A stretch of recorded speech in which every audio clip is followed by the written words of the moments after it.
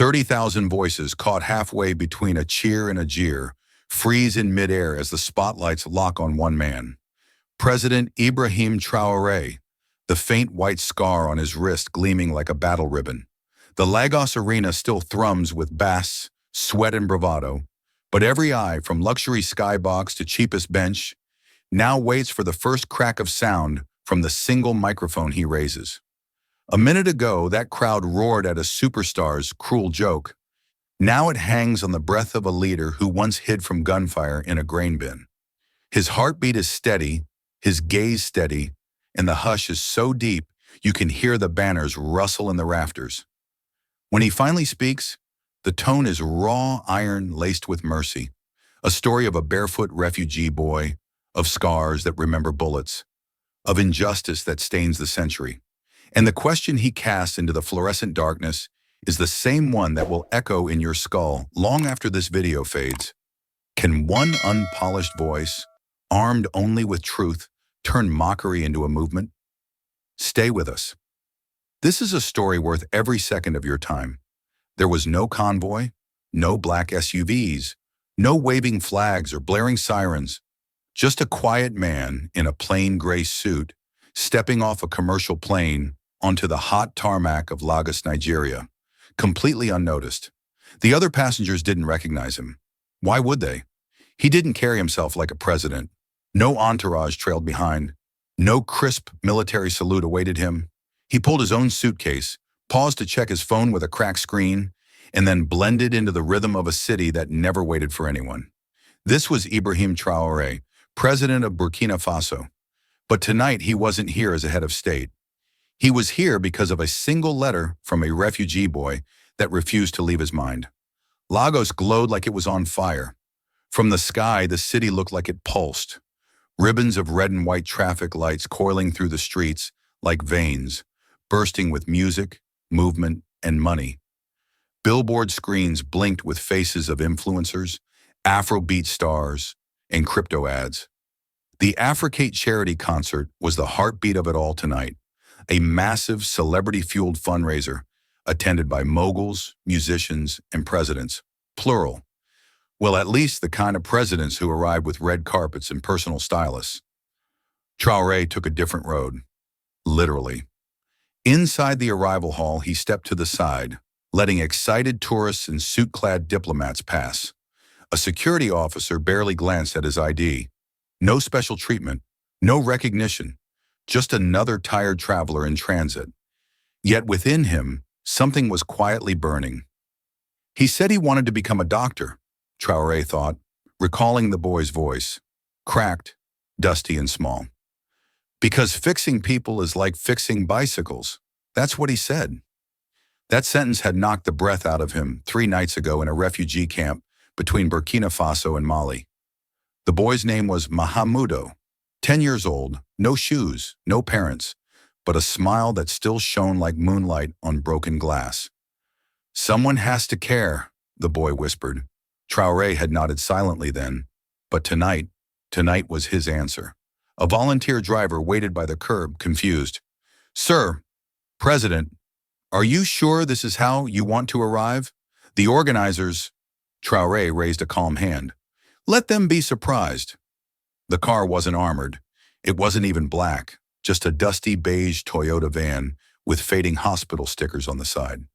As they drove through the fevered arteries of Lagos nightlife, Traoré looked out the window, not for security risks, but for faces, regular people. The vendors, the boys weaving between traffic with bottled water, the girls laughing with beaded braids and thrifted sunglasses. He didn't speak, but he was listening. At the concert venue, preparations were a frenzy. Backstage, stylists sprayed glitter into the air, dancers stretched, camera operators shouted over bass beats, and stars rehearsed their entrances. Among them, a voice cut through. Wait, he actually said yes? The president of where? Burkina what? It was Dio Blaze, one of the headline acts. Tall, radiant, always wearing sunglasses even indoors. He laughed, leaned toward his manager, and whispered loud enough for others to hear. Bet you he's just coming for press. Let's make sure he remembers us. I'll roast him a little. Something fun. The room chuckled, some nervously. A few others exchanged glances, unsure if the joke would land. But none of them, not Dio, not the dancers, not the influencers, checking their lighting, knew that the man they were about to mock was already in the building, and that he had come not to be seen, but to speak. Back in his quiet dressing room, a tiny, undecorated space provided for him out of formality, Ibrahim sat on a folding chair. No team, no script. Just a small note in his breast pocket. It was the same one the boy had given him, folded 12 times, still smelled faintly of sweat and clay. In blocky handwriting it read, "Dear President, I want to be someone who helps, even if no one sees me." Ibrahim closed his eyes. Outside, the music had begun. The crowd's roar grew louder. The lights blinked like lightning. But inside him it was still.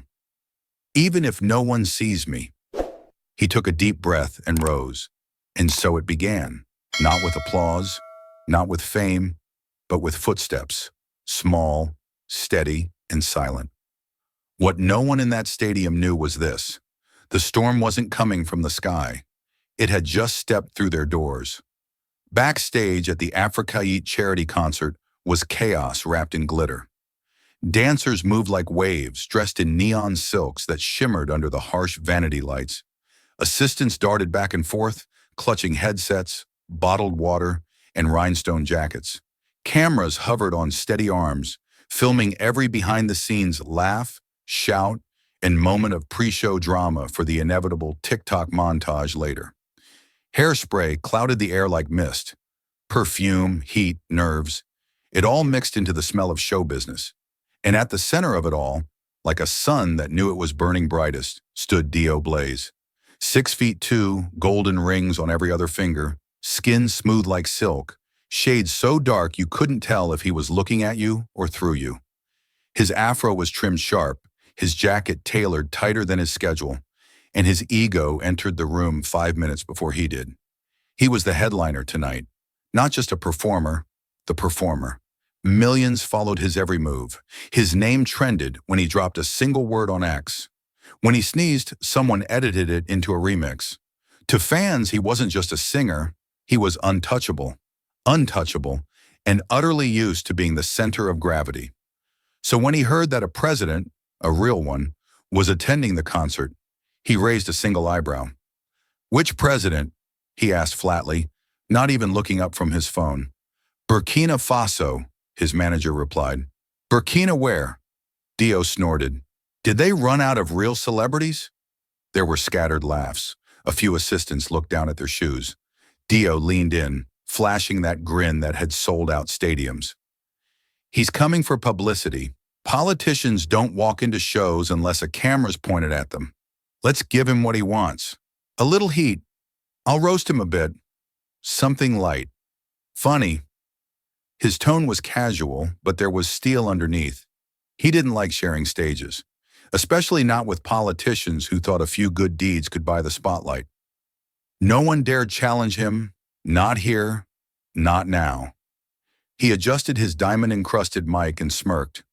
"Let's see if Mr. President can handle the fire." Meanwhile, the stadium outside pulsed with anticipation. 30,000 fans. Giant LED screens flashed animations.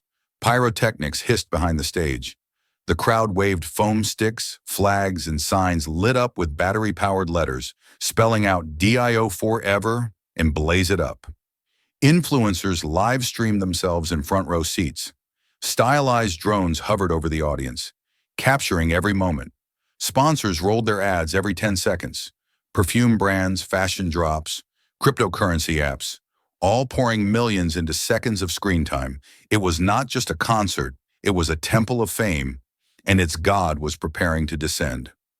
Dio Blaze strutted down the tunnel toward the stage, flanked by 2 backup dancers, his manager whispering last-minute cues into his earpiece. His boots clacked sharply against the metal floor. He bounced lightly on his heels, humming the hook to his opening number, as if to himself.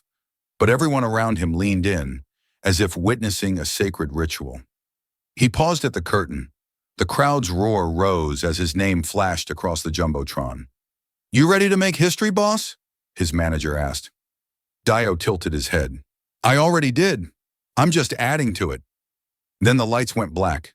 A beat dropped, thunderous, primal, loud enough to rattle the bones of the arena, and the curtain flew open. There he was, Dio Blaze, cloaked in golden fire, stepping into the spotlight like he owned time itself. The stage exploded in flames. The crowd screamed. Cameras zoomed, and far in the front row, sitting quietly in a plain suit, Ibrahim Traoré clapped once, slowly. He didn't blink. He didn't smile. And when Dio Blaze saw him, really saw him, he felt something he hadn't expected. Not fear, not anger, but a flicker of unease. Something unscripted was walking into his show, and the real performance hadn't even started yet. 3 songs in, Dio Blaze had the entire arena in the palm of his hand. He danced like lightning wrapped in silk, voice riding each beat like a wave. Pyrotechnics exploded behind him. The crowd screamed every lyric, and his name echoed like thunder from 30,000 mouths. This was his world, his throne, and he knew it. But as the third track faded and the stage lights shifted to a cooler glow, Dio slowed. He reached for a towel, wiped his forehead with exaggerated flair, and sauntered toward the edge of the stage. "You Lagos!" he called, breathless but grinning. "You still with me tonight?" The crowd erupted. Phones lit up again, some in flashlight mode, some live streaming every word. Then Dio paused, feigning surprise. Hold up! Hold up! I'm hearing we've got a very special guest in the building tonight." He walked slowly across the stage, one hand behind his back, the other holding the mic like a magic wand. "Ladies and gentlemen, make some noise for the president of... Wait, what's the country again?" He turned his head, mock confused. "Burkina... Burrito." The crowd burst into laughter, loud, sharp, instant. Even some of the backup dancers couldn't help a smirk. Dio smirked wider. "Yes, sir. President of the Republic of Rice and Beans." More laughter. "Man's out here flying economy like the rest of us. That's real humility. Or budget cuts, who knows?" The cameras did exactly what he hoped. They zoomed in on Ibrahim Traoré sitting in the front row. There he was, same gray suit, no visible reaction, no flicker of anger, just stillness. Dio went for one more jab.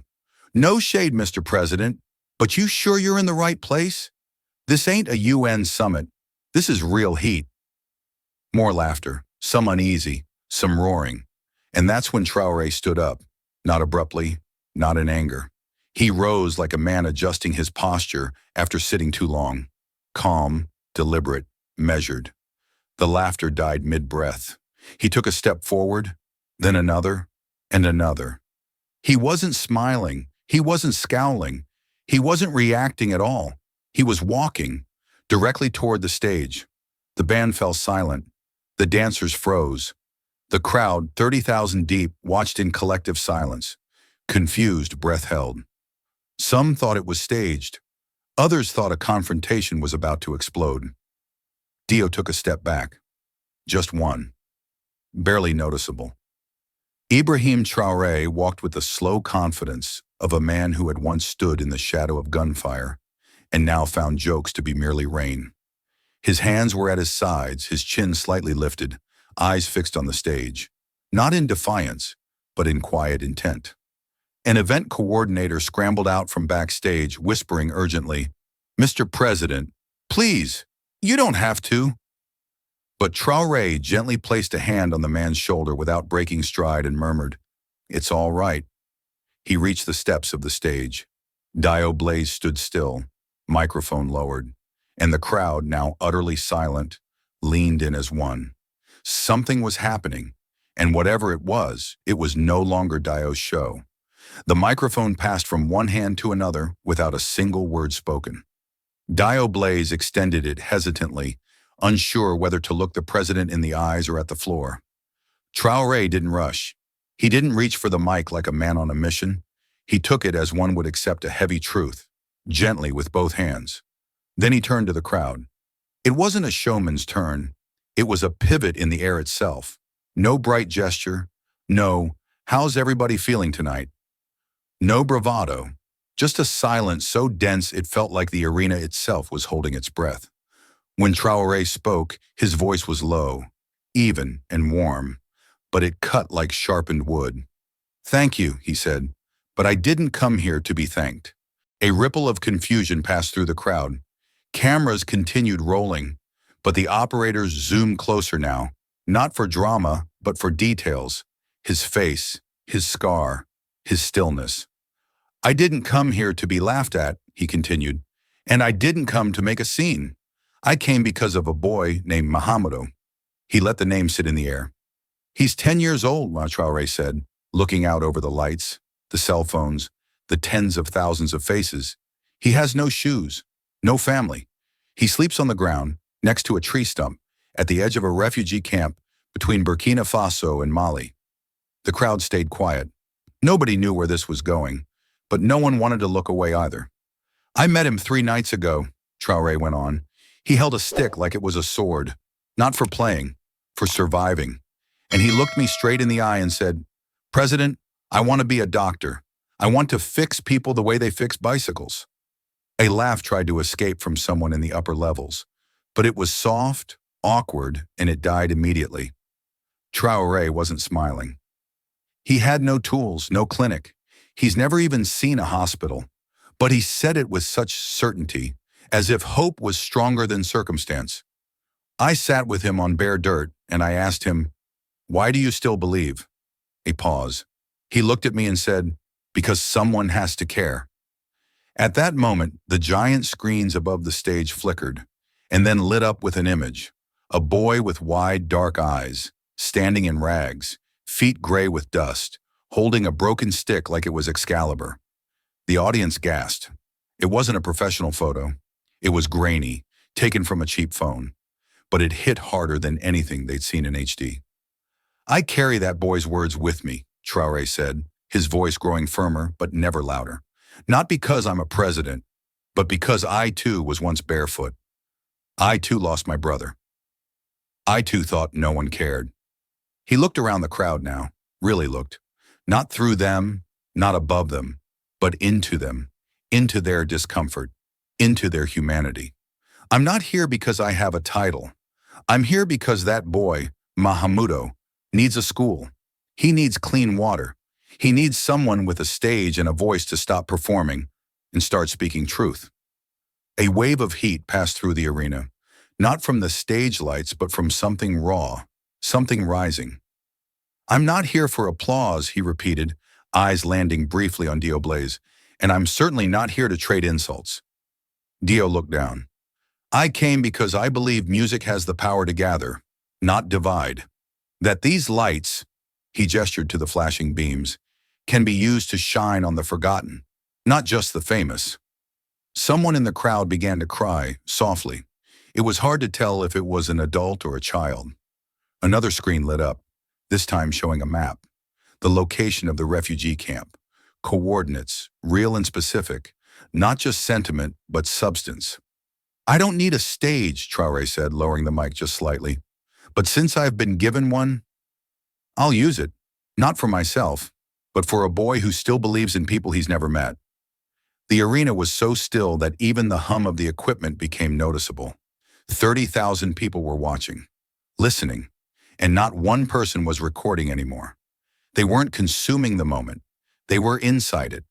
The silence that followed Ibrahim Traoré's words was not empty.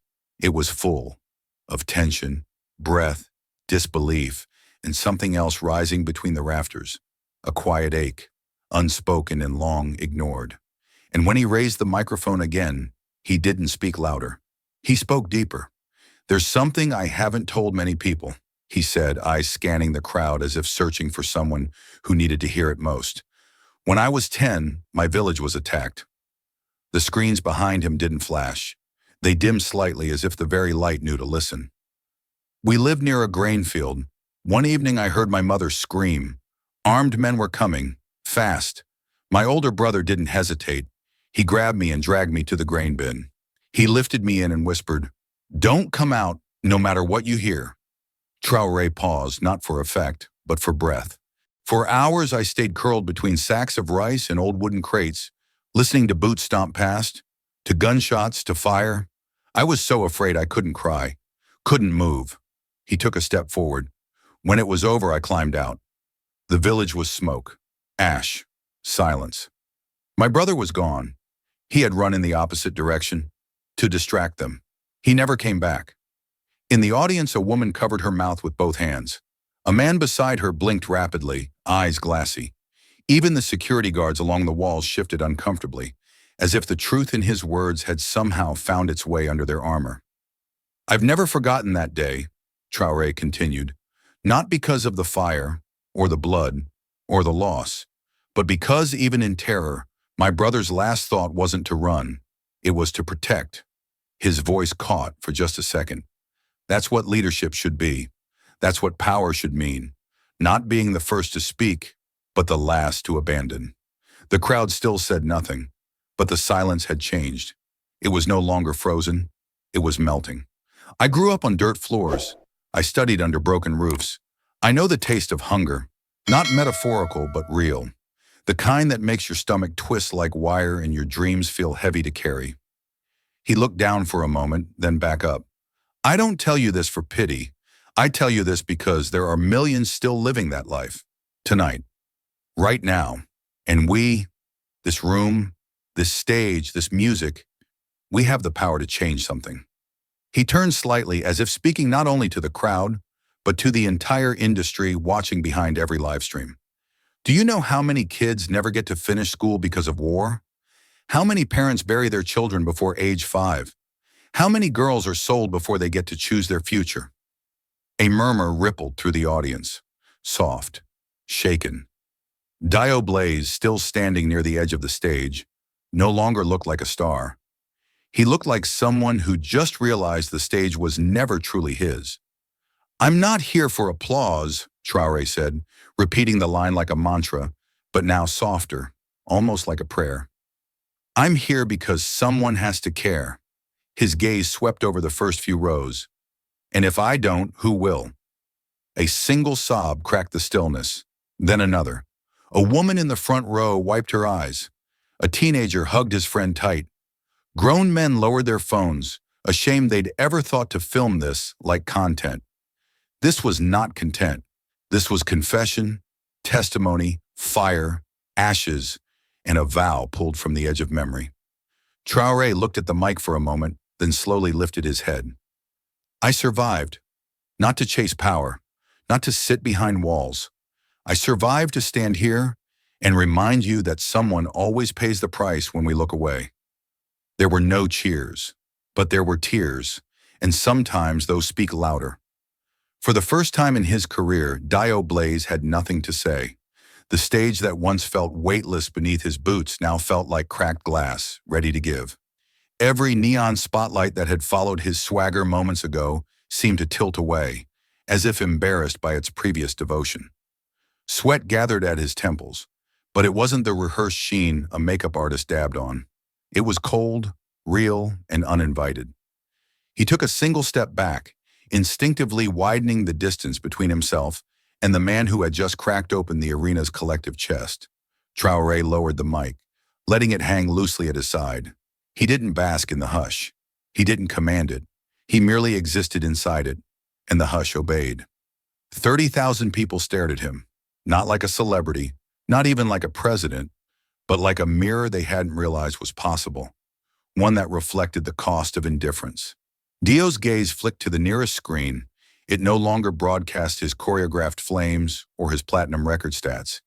It displayed the still image of Mahamudo, the barefoot boy whose quiet determination had just stolen every spark of spectacle from the show. The boy's eyes looked straight through digital pixels and into the bones of everyone present. Dio felt those eyes settle on him in particular, as though the child was silently asking why his stage tricks mattered more than a chance at life. The audience began to shift. First a rustle of clothing, then a soft scraping of seats. A middle-aged man stood. A woman beside him rose, pressing a hand to her chest. Across the floor section, a teenager, phone forgotten at her side, lifted herself to her feet. Row by row, section by section, the entire lower bowl rose like a slow tide. No one clapped yet. They didn't dare break the fragile glass of the moment. They only stood, breathing in a silence that felt impossibly loud. Dio's heart pounded against rib and jewel-studded jacket. He was used to heartbeats syncing with bass drops, not with moral epiphany. He stepped back again, heels nudging a stage monitor. His entourage watched from the wings, uncertain whether to rush in or disappear. This was beyond PR manuals and crisis tweets. This was the nakedness fame never prepares you for. At last, someone in the upper tier began to clap. One deliberate strike of palm on palm. It echoed like a firecracker in a canyon. Another clap followed, then another, until ripples of applause washed over the arena. Yet there was no roar, no chant, no attempt to fill the void with noise. The ovation was solemn, almost prayerful, as if each clap said, "I heard you. I'm sorry. I will remember." The stage lights, rigged for a pyrotechnic finale, dimmed instead to a single amber glow around Traoré. The band, fingers frozen above their instruments, stayed silent. No track played in their in-ears. Producers in the control booth, faced with ratings versus reverence, chose the latter and left the soundboard untouched. In that hush, every heartbeat was a drum. Dio could feel his own louder than any 808 he'd ever commissioned. His chest tightened. His ego, once strutting like a peacock, curled in on itself like a paper crown meeting flame. He realized the crowd no longer saw him. They saw the space he occupied and wondered why it had ever seemed so large. Traoré finally gave a small nod. Gratitude, not victory, then placed the microphone on the edge of the stage, as if returning borrowed truth. He stepped back, hands clasped, eyes soft.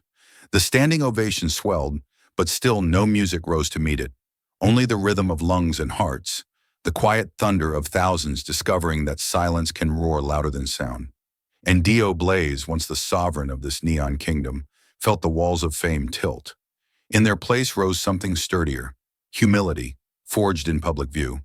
For the first time, the spotlight left him, and he felt the strange relief and terror of darkness.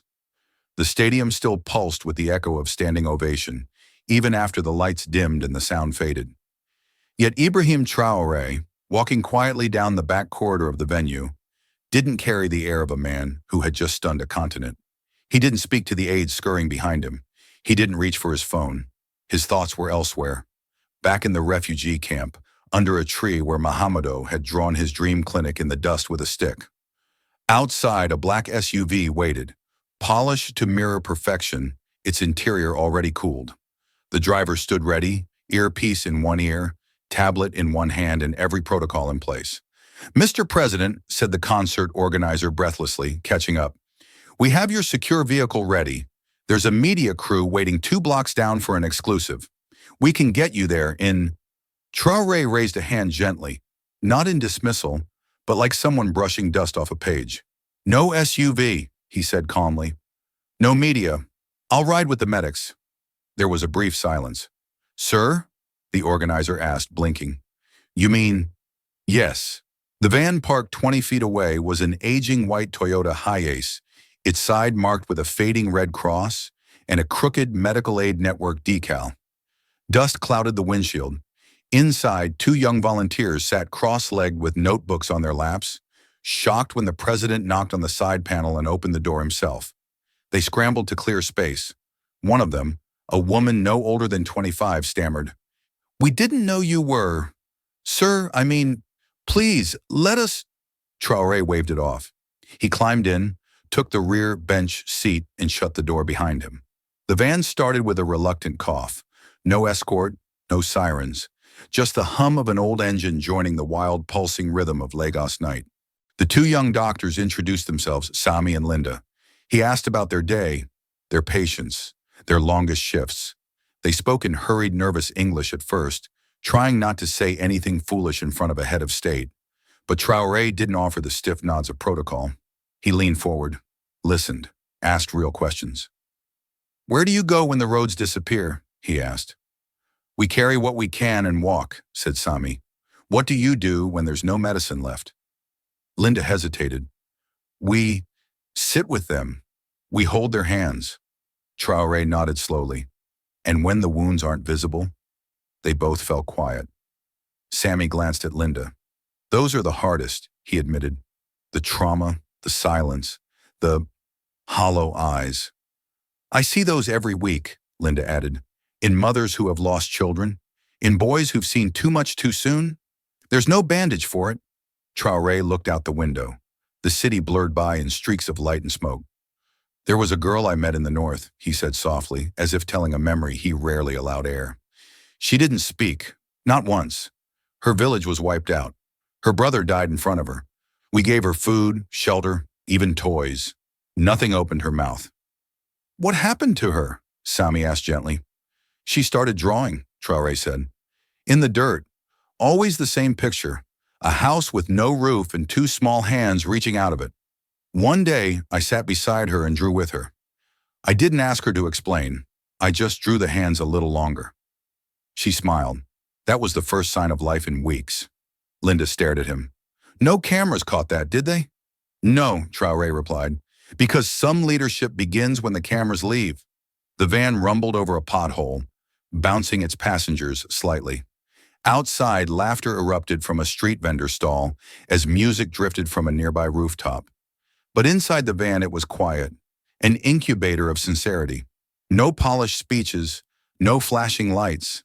Just three people in a dusty vehicle, driving through the dark, speaking of wounds no X-ray could catch. Sami adjusted his glasses and asked almost shyly, "Do you always ride like this, sir?" Traoré smiled faintly. Only when I want to remember why I lead. And with that, the van disappeared into the Lagos night. No fanfare, no followers. Just purpose rolling on foreworn tires. The road to the rural hospital was more suggestion than infrastructure. Cracked dirt lined with stubborn weeds, the remnants of an old colonial path now reclaimed by time and rain. The van rattled and groaned with every bump, but neither Ibrahim Traoré nor the two medical volunteers complained. Instead, they braced against the shaking, eyes fixed ahead, as the landscape stretched into the brittle heart of the savannah. The hospital appeared at the edge of a sunburnt hill, a low, peeling structure with one broken window and a faded sign that read simply, Hope. The name felt ironic as they stepped out. Inside, the air was thick with heat, sweat, and disinfectant.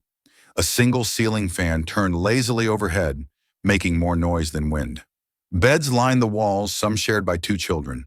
A nurse in her 40s, her scrubs stained and eyes red from fatigue, approached Traoré with a clipboard and a worried look. We're almost out of IV drips, she said quietly, trying not to alarm the families nearby. Last supply truck got stuck in the floodplain, 30 kilometers south in the clay roads near Garoma village. How long has it been there? Traoré asked. Since yesterday morning. And the child? He nodded toward the far bed. The nurse's face softened with pain. Her name's Isatu, 5 years old. Malaria advanced. She needs fluids now, or... She didn't finish. Traoré looked across the room. Isatu lay curled on her side, limbs too thin, lips cracked. Her eyes fluttered like she was dreaming underwater. He didn't speak. He turned and walked back toward the van. The others followed, confused, until they saw what he was doing. In the trunk, among folded blankets and spare masks, there was a weathered shovel, used by aid workers when roads disappeared or graves needed digging. Traoré picked it up, tested its weight in his hands. We'll meet the truck halfway, he said simply. Within minutes, he was on the road again, this time in a smaller four-wheel truck borrowed from the clinic. The tires fish-tailed through slick clay and gullies filled with stagnant water. The sun was merciless. Sweat soaked his shirt. But when they reached the stuck supply truck, it was clear. No tow truck, no heavy equipment, just earth-swallowing rubber. The driver of the supply truck stood beside it, helpless, a handkerchief pressed to his brow. Sir, with all respect, he said, recognizing Traoré immediately. You shouldn't be here. Traoré didn't answer. He slammed the shovel into the mud and began to dig. No ceremony, no pause for cameras, though there was one, quietly filming. A teenage boy from the nearby village, drawn by the noise, had climbed a tree and pulled out his cracked phone. He hit record out of instinct, unaware he was capturing something the world would soon replay a million times. For over an hour, Traoré dug beside the driver, beside volunteers, beside the medical team who'd followed him. The mud clung to his arms like oil, staining his cuffs, caking into the folds of his clothes. Once the shovel snapped in half. He borrowed another. They wedged stones under the tires, pushed. Drenched in sweat, feet slipping, they moved like a single organism, leaders and locals, strangers and statesmen.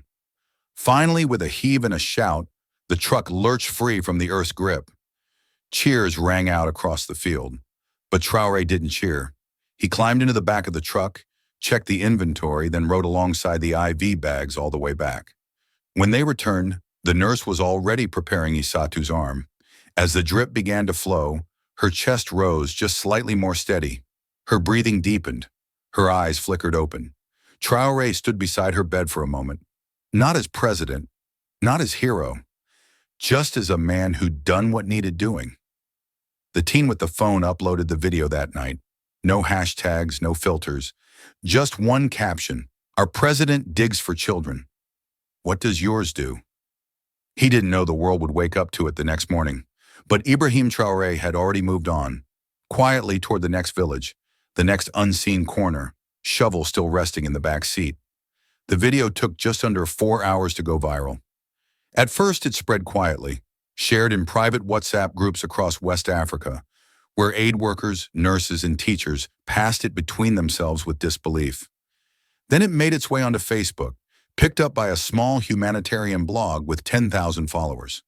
Within an hour, it hit Twitter, retweeted by a Nigerian news anchor with the caption, "This is not a photo op. This is leadership." By sunrise, it was everywhere. The video wasn't polished. The footage shook slightly. The sound was muffled. But it didn't need production. It had truth. Unfiltered, undeniable, raw truth. The title that stuck was simple, but unforgettable. #DiggingPresident. It trended in 10 countries before breakfast. News anchors in Paris, New York, and Nairobi replayed the clip in stunned silence. Studio guests, invited to comment on regional elections or economic forecasts, found themselves watching a man in a gray shirt, sleeves rolled, digging through clay and heat beside villagers who looked more like family than constituents. One American journalist blinked back tears on live television. A European influencer, famous mostly for luxury lifestyle content, posted a reaction video where she simply stared at the screen for a full minute before whispering, "What? What have we been celebrating?" In contrast, Ibrahim Traoré never saw the video. He wasn't online. He wasn't in a conference room being briefed on trending hashtags. He was in Kuruma, a village tucked behind dry hills and thorny brush, where a school once stood, before the rains came, before the roof collapsed, before hope leaked through every crack in the ceiling. By the time the video passed 1 million views, he was already on his knees in the red earth, laying bricks one by one with a small team of volunteers. His hands, blistered and covered in dust, moved with a rhythm, steady, unhurried. He didn't give speeches. He didn't ask for cameras. He asked for buckets of water, a trowel, and someone to hold the next brick. The foundation was taking shape slowly, like hope growing from the ground. A group of children watched from the edge of the clearing, wide-eyed and barefoot. They whispered to one another, unsure if the man with the tired smile and cracked fingers could really be a president. He didn't look like one. He looked like their uncle, their father, a builder, not a boss. A young girl with a torn uniform stepped forward and offered him her only pencil. He took it, held it like treasure, and tucked it into his pocket without a word. Elsewhere, the internet roared on. Memes of Traoré with a shovel flooded Instagram. Artists sketched him mid-dig, turning sweat into gold. Activists changed their profile photos. Human rights groups issued statements of admiration. Satirical pages dubbed him the president who actually does things. But in Kuruma, the only noise came from birds in the trees and the splash of water hitting cement. A local teacher approached him cautiously. "Sir," she said, "your video is being shown everywhere. People are crying. They're calling you a hero." Traoré wiped sweat from his brow, set down a brick, and looked at her. "Then let them build something with their tears," he said softly, and he went back to work. Dio Blaze hadn't slept. Not really. He'd closed his eyes. He'd tossed and turned. But rest had become a stranger. too distant to reach, too familiar to ignore. The lights in his penthouse apartment remained dim, shadows moving across glass walls as the Lagos skyline pulsed far below. Neon advertisements flickered against the floor-to-ceiling windows, bathing the room in brief flashes of gold, red, and green. In any other moment, he might have taken a selfie with that backdrop. Tonight, he couldn't even look at himself. On the massive screen mounted across his living room wall, a video replayed on loop. No autoplay, no algorithm. He clicked it himself, over and over. There was President Ibrahim Traoré, shirt wrinkled, arms covered in mud, shoveling beside villagers like he belonged there. There was the truck finally lurching free, the cheers, the nurse gently placing the IV in the child's arm, the way Traoré didn't even smile for the camera, because he didn't know there was one. Dio leaned forward on the edge of his leather couch, elbows on his knees, hands clasped. His phone buzzed every few seconds. Messages from publicists, producers, news outlets, sponsors. His name was being dragged online, not viciously, but with a sense of disappointment sharper than hate. How could he laugh at a man like that? Imagine mocking the only president who gets his hands dirty. This is what happens when ego sings louder than empathy. Dio had built his career on confidence. Swagger was his currency. He strutted on beats. He sold heat. But for the first time, the fire inside wasn't coming from applause. It was burning in his chest, silent and consuming. He hit play again. Traoré, dirt-stained and tired, handing the child her chance at life. Dio wiped his face, not out of habit, out of shame. He remembered the way he had sneered on stage, the punchline, the fake grin, the way the audience laughed with him, not because it was funny, but because they assumed it was safe. It wasn't, none of it was. He turned off the TV, stood in the quiet. Then without a word, he moved through the apartment, opened a drawer, took out a plain black duffel bag. No gold trim, no initials, just fabric and zipper. He packed slowly. 2 shirts, jeans, 1 notebook, his grandmother's rosary, tucked in an old sunglasses case. His manager called. He declined. An assistant message. "We're scheduled for Good Morning Africa. They want to set the record straight." He turned the phone face down.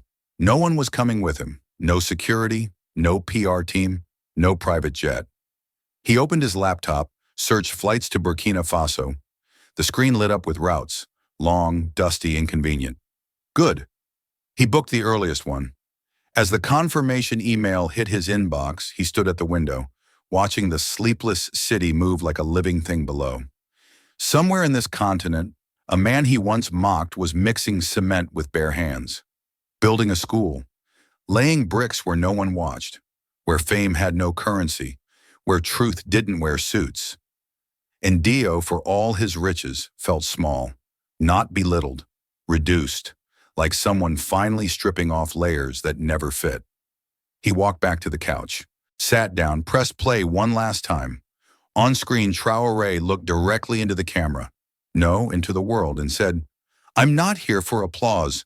I'm here because someone has to care." The screen faded. Dio whispered, to no one but himself, "Then I need to go find out how to care again."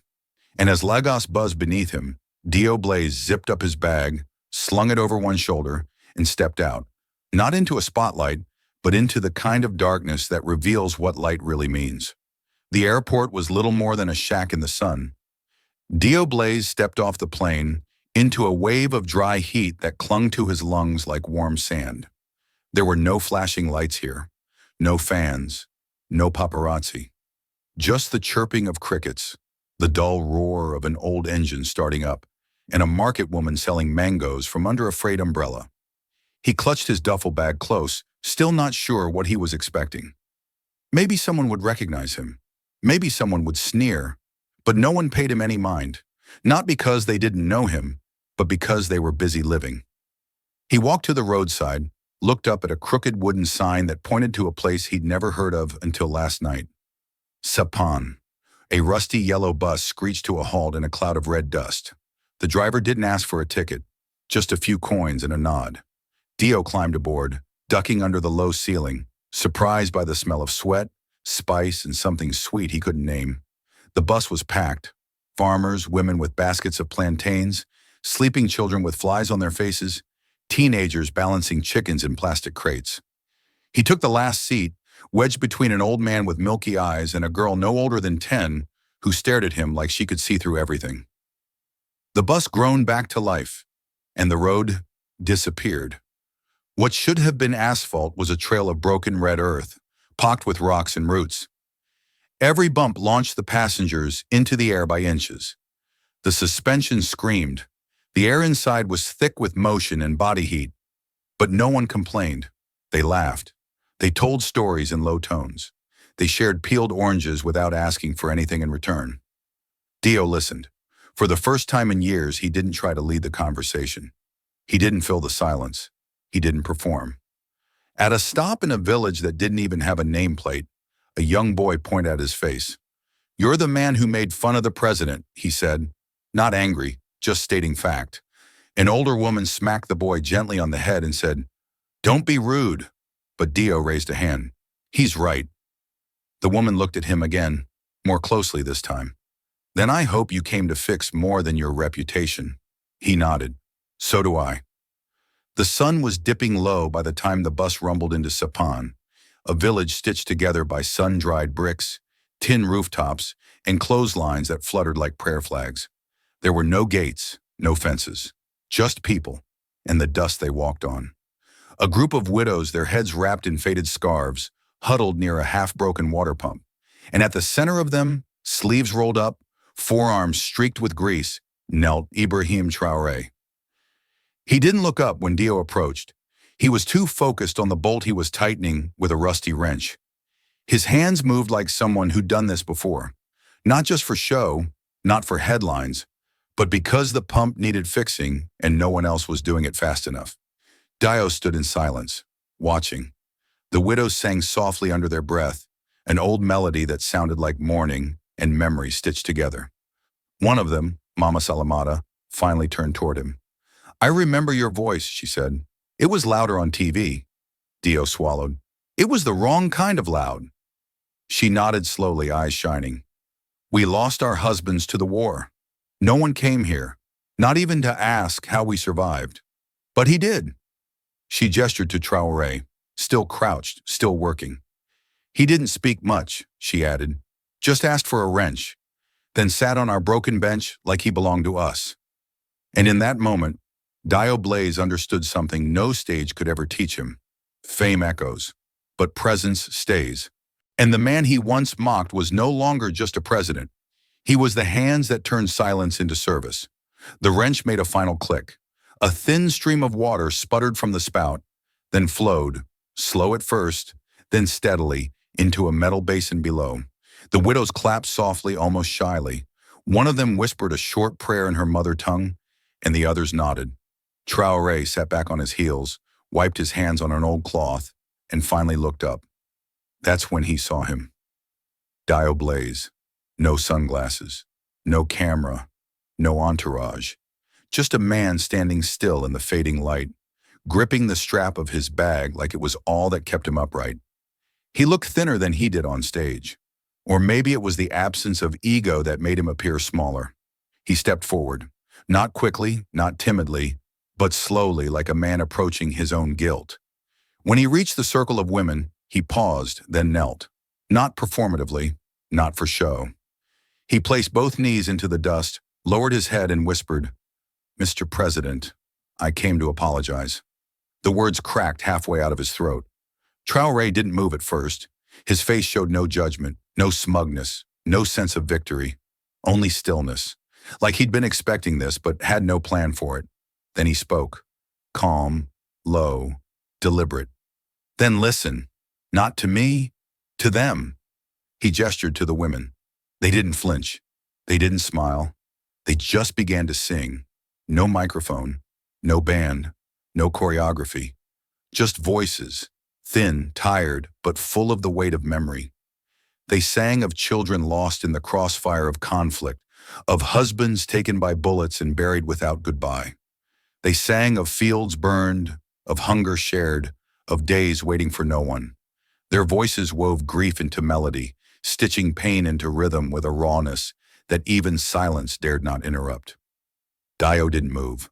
The dust clung to his jeans. His hands trembled slightly, folded in his lap. For the first time in his life, he wasn't the one being heard. He was the one learning how to listen. One of the women, Mama Salamata, reached over, placed a calloused hand on his shoulder and said, "Your songs have power, child, but power should carry, not crush." He nodded but said nothing, because words would have cheapened what the night had already said. Above them the moon had risen, full, quiet, unjudging, and under that moonlight, Dio Blaze remained on his knees, not seeking forgiveness from headlines, but from human hearts that had never once been seen by a camera. The morning after the song, the village awoke to the sound of buckets filling from a working pump. Women laughed softly as they collected water, children chased chickens through the dirt paths, and the scent of porridge wafted through the air. But Ibrahim Traoré wasn't resting. He had risen before the sun and walked alone through Sapan, not as a president surveying land, but as a man retracing the rhythm of daily life. He stopped beside a crumbling wall where a few small children sat cross-legged, drawing shapes in the dust with sticks. One of them caught his eye, a girl in a faded green uniform that hung too loose on her frame, her shoes mismatched, her braids unraveling. She wasn't laughing like the others. She sat apart, hunched over something in her lap. He approached slowly, crouching beside her without saying a word. She didn't look up. Only when his shadow crossed her page did she raise her eyes. "What's your name?" he asked gently. "Mariam," she replied almost inaudibly. He smiled. "What are you drawing?" She hesitated, then turned the notebook slightly toward him. The pages were thin, yellowed, almost transparent. One corner was torn, and the edges curled from wear. But on the page, in shaky pencil lines, was a rectangle with a triangle on top. A school building, crude but detailed. Inside were desks, children with books, a large window letting in the sun, and a flag flying proudly from the roof. In the corner, she'd drawn a chalkboard with the words, "Welcome to class" in French. "This is your school?" Traoré asked. "It was," she said, "but it fell last year. The walls cracked after the big rains. We don't go anymore." "Where do you study now?" Mariam pointed behind a nearby tree, where 5 or 6 children sat on flat stones, hunched beneath a patch of tarp tied between 2 poles. The wind tugged at the plastic. A few notebooks fluttered beneath the children's knees. "Sometimes the rain comes and we just wait," she added. "No one teaches when the floor turns to mud." Traoré looked down at the drawing again. She had even sketched a small garden beside the school, a treehouse in the back, a swing. "And this?" he asked, pointing. "That's the dream part," Mariam said, and finally smiled. "That part's not real yet." He closed the notebook slowly, handing it back with great care, as if it were more fragile than any document in the Capitol archives. Just then, Dio Blaze emerged from around the corner, wiping sweat from his forehead. He had stayed behind after the pump repair, unsure of what to do next, unsure of where he even fit in this world that didn't require applause to matter. When he saw Mariam, he walked closer and squatted beside Traoré, who held up the notebook. "She drew this," he said. Dio stared at the image. It was simple, childlike, imperfect, but something about it cracked him open again. "Why is it that the smallest dreams make the biggest noise?" he asked aloud. "Because they come from silence," Traoré replied. There was no ceremony, no official decision, no press release or tweet, just a look exchanged between them and a nod. By the afternoon, shovels were in hand. Traoré took the first dig. Dio followed clumsily at first, but with determination. Villagers joined, then volunteers. Someone offered a wheelbarrow. Another brought leftover bricks. The ground turned from rock to foundation. Mariam stood a few feet away, arms crossed tight with excitement and disbelief. "Will you come when it's finished?" she asked. Traoré looked at her and smiled.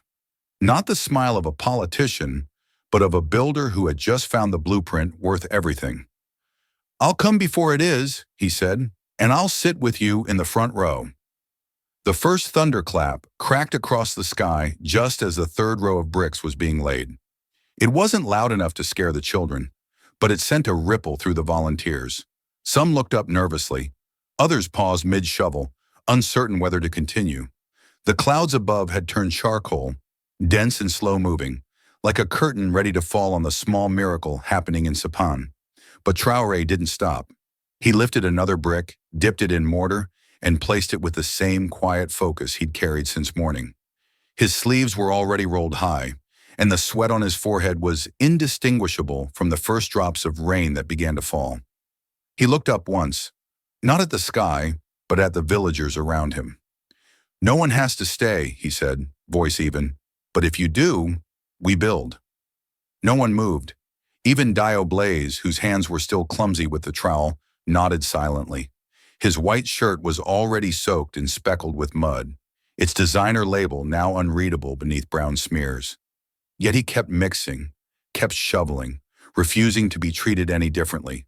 The rain grew stronger, pounding against tin buckets and bare heads. Water slid down faces, soaked pant legs, and turned the red soil into rust-colored sludge. Tools slipped from wet hands. Sandbags broke open in puddles. But the rhythm never stopped. Brick, cement, place, repeat. It was one of those moments no photographer could have staged. The village square, muddy, wild, alive, with men and women shoulder to shoulder, some laughing through the exhaustion, others humming old work songs. And at the center of it all, a president and a pop star, indistinguishable from the crowd, drenched, backs bent, hands dirty, not leading from above, leading from within. Dio's muscles ached in ways he had never felt before. His fingers, usually reserved for microphones and stage gestures, were raw and red. But the ache was grounding. Each time he lifted a bucket, he felt a little more human. Each time he smeared mortar, he remembered the girl with the notebook and the chalkboard that said, "Welcome to class." At some point, someone handed him a bottle of water. He drank silently, nodded in thanks, and went back to work. No speeches, no signature moves, just labor. Later, during a brief break, Dio sat on an overturned wheelbarrow, dripping from head to toe. One of the village elders approached and placed a woven shawl over his shoulders without saying a word. The gesture was simple, intimate, acknowledgement, not applause.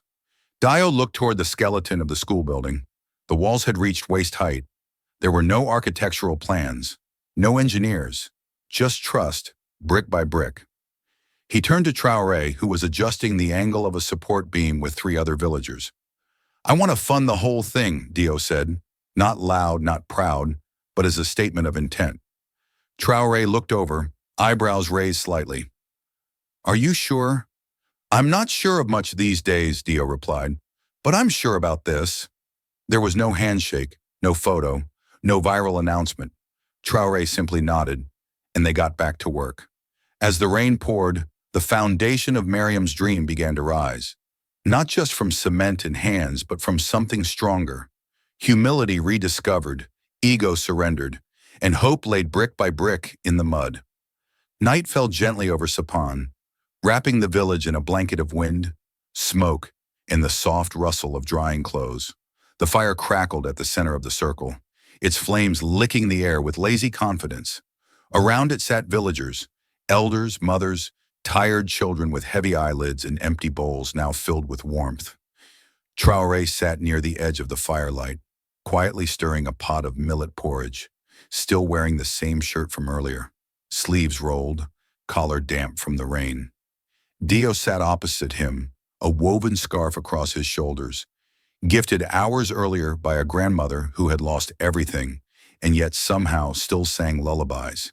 His legs ached, his throat was raw, but his spirit, oddly, felt steadier than it had in years. Not because he had been praised, but because no one here expected him to perform, only to be present. He reached for a cup of porridge, but his eyes caught something just as his hand moved, a long, pale scar that ran across the inside of Traoré's left wrist. Jagged, not surgical, the kind that history leaves, not hospitals. "What happened there?" Dio asked softly, careful not to let the others hear. Traoré paused, followed Dio's gaze, then turned his wrist palm up, letting the firelight play over the skin like memory exposed. "When I was 10, he began, voice low, our village was attacked. Armed men came at dawn. My brother, his name was Mamadou, he was 16. He knew they would find me, so he shoved me into a grain bin and told me not to make a sound. Then he ran the other way, shouting, drawing them away." He turned his wrist again, as if trying to close the memory with the motion. "They followed him. I never saw him again. But I heard the gunshots." Silence fell over the fire. Dio didn't speak. He couldn't, not for lack of words, but because none seemed worthy. After a moment, Traoré added, almost like an afterthought, "I crawled out 2 hours later, cut my wrist on a rusted nail. The blood wasn't what scared me. It was knowing that he'd given up everything, just so I could live." He looked across the flames, eyes meeting Dio's, not with pity, not with grief, but with something heavier, something clearer. "No man chooses his scars," he said, "but we can choose what they mean." The words sank into Dio's chest like stone in still water. For all his awards, his stages, his sold-out tours, he had spent years trying to hide the things that hurt. Traoré, on the other hand, carried his wound like a lantern. A soft voice nearby broke the silence. An old woman, humming a melody. Others picked it up slowly, like fallen leaves catching wind. It was a lullaby, sung without language, only feeling. Children curled into their mothers' laps, eyes fluttering shut. The fire popped softly, and then someone nudged Dio gently. "Will you sing for us?" the child beside him whispered. He froze. His instinct was to reach for something polished, something rehearsed. But instead he cleared his throat, closed his eyes, and let his voice crack open on something real. A song his grandmother used to sing when power went out in their Lagos apartment. A lullaby of dust, mangoes, stars, and hands that tucked you in even when the world was burning outside. He sang slowly, imperfectly, truthfully. And when he finished, there was no applause, no shouting, only a stillness so deep it echoed louder than any arena. Across the fire, Traoré nodded once. Dio nodded back. Two men, no longer separated by spotlight or title, just two sons of Africa, joined by grief, firelight, and a song. The stadium in Lagos had never filled so quickly.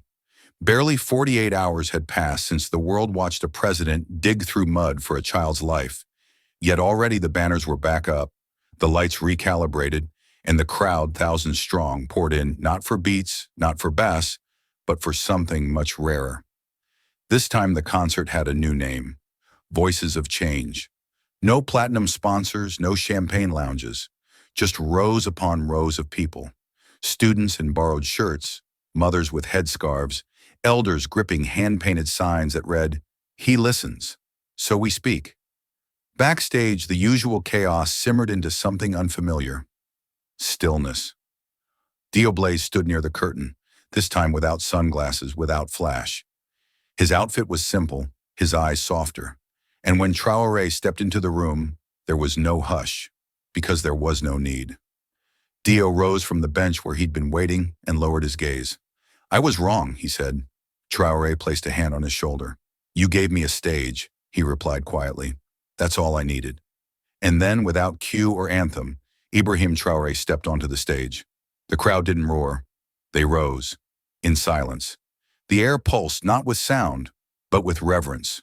From every direction, phones rose, not to capture performance, but presence. Traoré walked to the center slowly, no guards, no introduction, just a microphone waiting in the spotlight. He stood for a long moment, scanning faces, breathing with them. Then he spoke. "Do not cheer for me." His voice was steady, unamplified by drama. "Cheer for the children who go to school without roofs, for the mothers who still sing after loss, for the youth who believe change begins with them." A murmur swept through the stands, more breath than noise. Real leaders are not the loudest in the room. They are the ones who stay after the crowd goes home. Then he paused, and for the first time, his voice cracked. "My brother died so I could speak.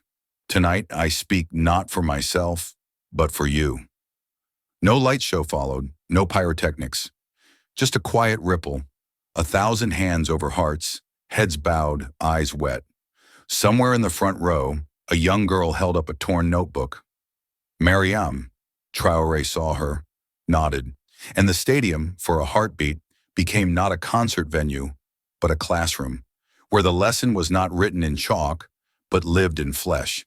He walked alone toward the center of the stage. There were no guards to flank him, no spotlight chasing his steps, no trumpets, no theme music. Just the quiet sound of footfall echoing across the vast arena as every soul in the audience held their breath. The microphone waited, unadorned, simple, upright, like it knew its task was not to amplify noise, but to carry truth. Ibrahim Traoré paused, hand resting lightly on the mic stand. The lights dimmed around him, not for drama, but for focus. The hush became sacred. "Do not cheer for me," he said, his voice low, almost tender. "Cheer for the mother who still sings after loss, for the child who walks barefoot to a classroom that no longer stands, for the farmer who plants seed with no guarantee the rain will come. Cheer for them, not for the man who came to listen, but for the voices you forget when the music stops." He scanned the crowd, eyes locked, shoulders tensed. "This week, I met a teacher who writes lessons on old newspapers because there are no books. I sat with a girl who draws her dream school on tissue paper because that's all she has left. I stood beside widows fixing a water pump that governments forgot." He inhaled deeply, then exhaled as though pushing centuries of silence through his chest. "And every one of them still believes someone out there cares." He didn't cry, but his voice cracked, and in that crack, the entire stadium bent forward, as if trying to catch the piece of his soul that escaped between syllables. "I am not your hero," he whispered. "I am your echo. I am the sound of your forgotten voices." There was no applause, no eruption of celebration, only stillness. And yet it was louder than anything he had ever heard. The microphone trembled slightly in its stand as Traoré's final words settled over the crowd like mist. "I am not your hero," he repeated softly. "I am your echo, the sound of your forgotten voices." And then he stepped back. No music followed, no explosion of lights, just silence, deep, reverent, undisturbed. Across the stadium, people stood not to cheer, but to feel, eyes welled with tears, not for the man before them, but for the children he spoke of, the mothers he honored, the scars he carried in their name. In the hush, even the air seemed still. Backstage, Dio Blaze stood half in shadow. He had heard 1,000 ovations. He had caused thousands more. But never had he heard silence sound like this. He whispered under his breath, almost as if confessing to himself. "I thought I was the star." He paused, watched Traoré bow his head, then step quietly away from the mic. "Turns out I was in the crowd." And for the first time in his life, that felt like enough, because some lights are not meant to shine alone. They are meant to reflect, to carry, to amplify the echoes of those who've long been unheard. Ouagadougou is drowning in rain. Thunder rolls like memory. Still, thousands gather silently outside the presidential palace, soaked but unmoving. No chanting, just hope hanging in the air. Suddenly, the gates creak open. Ibrahim Traoré steps into the storm, not in uniform but wrapped in a simple shawl. Beside him stands Mariam, the girl with the notebook, now in clean school clothes, holding a microphone with trembling hands. She looks up at the sea of faces, then at the man beside her, and takes a deep breath. Her voice, though small, cuts through the rain. "He said he'd sit in class with me, but he didn't just sit, he built the class. He gave us a roof when we thought no one would even look." Gasps ripple, some cry, others clasp hands. The flood of emotion breaks open. Then Traoré takes the mic. His voice is gentle, firm. "As long as I live, I will never let your dreams get wet again." The crowd erupts, not in frenzy but in feeling. A wave of applause, tears, chanting. But Traoré doesn't raise his hands. He doesn't smile for cameras. He simply bows his head, water dripping from his brow like baptism. He came to serve, and he reminds them, this was never about him. A few quiet days passed after the second concert. Traoré had returned to a small village on the edge of the forest, where construction on Mariam's school continued, brick by brick, no fanfare. He worked silently among volunteers, sleeves rolled, hands blistered. One afternoon, a soldier arrived on foot, soaked in dust and sweat. He saluted, then handed the president a weathered envelope. The handwriting on it made Traoré freeze. It was from his mother. He stepped away from the crowd and opened it slowly. Inside was a simple note. "My son, when your father died, I was afraid anger would take you. But you became kind. That is your true strength. Your brother would be proud." He didn't speak. He just folded the letter and pressed it gently to his chest. Nearby, Dio Blaze watched, saying nothing. His eyes were wet, but he didn't wipe them. He understood. This moment wasn't for music or for words. That evening, as stars filled the sky and firelight flickered across familiar faces, the widows of Sapan began to hum a lullaby. Soft, sorrowful, steady. Miriam joined, then Dio, then others, and finally Traoré. The song drifted into the night, not as a farewell, but as a quiet vow. Pain may shape us, but love will carry us forward. This story is not just about a president or a pop star. It's about the quiet strength that lives in those who choose compassion over pride, purpose over applause. Ibrahim Traoré never raised his voice, but the world heard him, not because he shouted, but because he listened. In a time where leadership is often measured in headlines and hashtags, he reminded us that real change happens not under spotlights, but in the mud, the silence, the hard places. His journey from being mocked on a stage to inspiring millions proves that dignity isn't found in titles, but in actions, especially when no one is watching. And Dio Blaze's transformation reminds us that it's never too late to grow, to listen, to change course, and choose something deeper than fame. Human connection. What moved me most was how small, quiet moments, like a girl's torn notebook or a lullaby sung by widows, carried more truth than any speech ever could. These moments remind us that healing begins when someone truly cares, not as a hero, but as a fellow human being. Sometimes the most powerful echo is not the one that comes from a microphone, but the one that lives in our hearts long after the story ends. And now I'd love to hear from you. If you had just one moment, one microphone, to speak to the world, what would you say? Let's keep this conversation going, because your voice matters too. If this story touched you, don't let it stop here. Like, share, and subscribe to Captain of Truth, where every voice matters and every story echoes far beyond the screen. This story is a fictionalized and dramatized narrative created for educational, inspirational, and storytelling purposes. While it may be inspired by real public events, people, or societal issues, it includes imagined dialogue, reconstructed scenes, and character interpretations meant to highlight broader themes of justice, dignity, and resilience. Any resemblance to actual events or individuals beyond public knowledge is purely coincidental. We do not intend to defame, mislead, or harm, but to invite reflection and meaningful conversation. Thank you for watching Captain of Truth.